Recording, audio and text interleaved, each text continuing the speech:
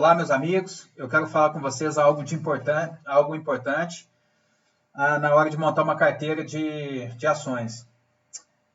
Eu costumo ajudar alguns amigos meus a montar suas carteiras, né? Não é muito a minha área, porque a minha área é análise gráfica, mas por ter ativos, né? Por ser um investidor, eu tenho algumas ações que eu considero boas e perenes na minha carteira. Porém, eu comecei com o mesmo erro que eu acho que muitas pessoas começam, que é comprar sem ter um balanceamento de carteira. Lendo alguns livros de Benjamin Graham, sobre Warren Buffett, Gustavo Cerbasi, alguns livros de análise técnica, né, e análise fundamentalista, de um mês para cá eu comecei a entender como balancear a carteira. Então, eu peguei aqui para poder dar um exemplo para vocês, tenho aqui duas tabelas. A tabela de cima, ela é balanceada por contratos, e a tabela de baixo, ela é balanceada por valor de investimento. Para não colocar aqui nome de ativos, eu coloquei nomes fictícios de A a J. Aqui eu tenho 10 ativos.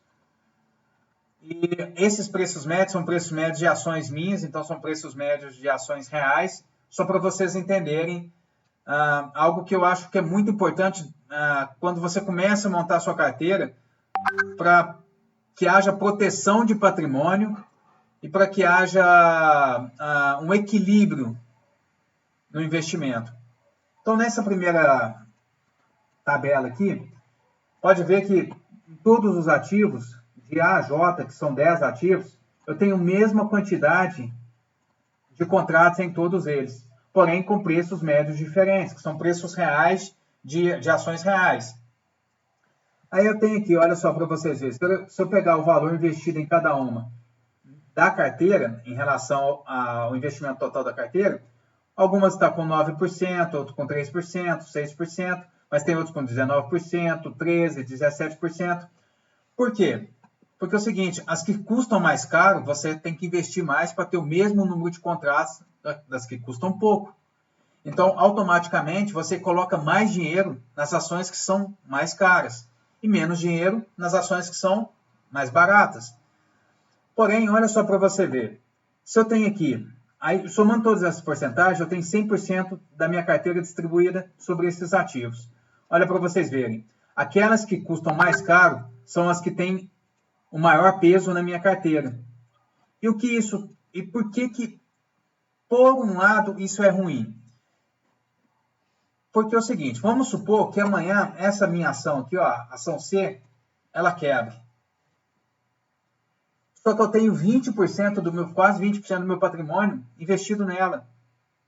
Ou seja, os 139 mil investidos, se eu somar todos esses valores aqui, de referência a todas essas posições, 20% disso aqui vai embora. Vamos supor que a de 24,79 aqui, ó, quebra. Ela corresponde a 17%, quase 18% da minha carteira. 18% do meu patrimônio vai embora. Lembrando que eu tenho 10 ativos. Tá entendendo? Então, ou seja, apesar dessas ações mais caras geralmente pagarem dividendos melhores, mas quando uma delas quebra, elas levam uma porcentagem maior do meu patrimônio. E para quem está começando, isso é ruim, porque quem está começando está tirando dinheiro do bolso, aquele dinheiro que guarda todo mês, que reserva todo mês para investir em ação. Então, não pode se dar o luxo de investir em uma empresa e ela quebrar. Não pode dar o luxo de vamos colocar assim, tem mais porcentagem colocado nela, por causa do valor ser maior, e de repente essa ação não existe mais, e perder uma boa parte do seu dinheiro investido. Lógico, quando você chega a um patamar onde os dividendos estão comprando as ações da sua carteira, todas as ações da sua carteira, se quebrar, você talvez não sinta muito, né? Porém, se quebrar uma ação que você tem, que tem bastante peso na sua carteira, vai levar um bom patrimônio e, querendo ou não, provavelmente essa paga um bom dividendo, o que vai atrapalhar na recomposição da carteira. Porém, nesse segundo caso aqui, eu tenho uma tabela onde a minha onde a minha distribuição da carteira está por igual em 10% em todos. Por quê? Porque eu estou distribuindo a minha carteira em mesmo valor sobre todos os ativos. Olha só para vocês verem, na carteira de cima tem 139 mil investido. Então eu criei na carteira de baixo um valor bem próximo, que dá 140 mil. Olha só para vocês verem, se eu distribuir 14 mil pelos ativos, pelo preço médio, eu tenho, num ativo eu tenho 1.000 contratos, no outro 955, no outro 2.000, em outro 3.000, em outro apenas 564, outro apenas 525, são as ações mais caras. Porém, olha que interessante. Vamos supor que qualquer empresa, na verdade, mas vamos supor que essa que é a mais cara da minha carteira, ela leva apenas 10% do meu patrimônio. Se quebrar essa daqui, ó, de 19,50, leva apenas 10% do meu patrimônio. Se quebrar de 24,79, leva apenas 10% do meu patrimônio. Ou seja, eu permaneço com 90% do meu patrimônio intocável. Porque se uma empresa quebrar. Então, ou seja, eu tenho uma carteira mais segura quando eu distribuo, quando eu faço uma composição de carteira distribuída por valor, do que distribuída por número de contratos. Mas por que eu falo isso? Porque eu comecei a observar que as pessoas que eu tenho ajudado a investir, a comprar, geralmente elas querem montar uma carteira com número de contratos iguais, que é o caso da minha primeira tabela.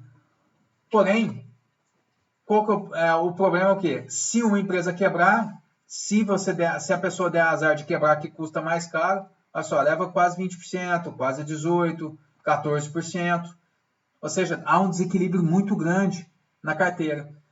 Porém, quando você distribui por valores a sua carteira, você descansa, você fala, beleza, se uma empresa quebrar, leva só 10% do meu patrimônio, e 1% com os dividendos das outras, e o dinheiro que eu aporto todo mês, eu recupero esse dinheiro.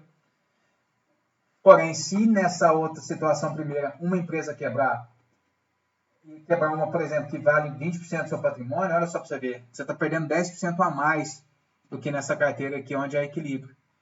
Então, é muito importante saber balancear a carteira. Beleza, meus amigos? Um abraço, fiquem com Deus, espero ter contribuído com vocês.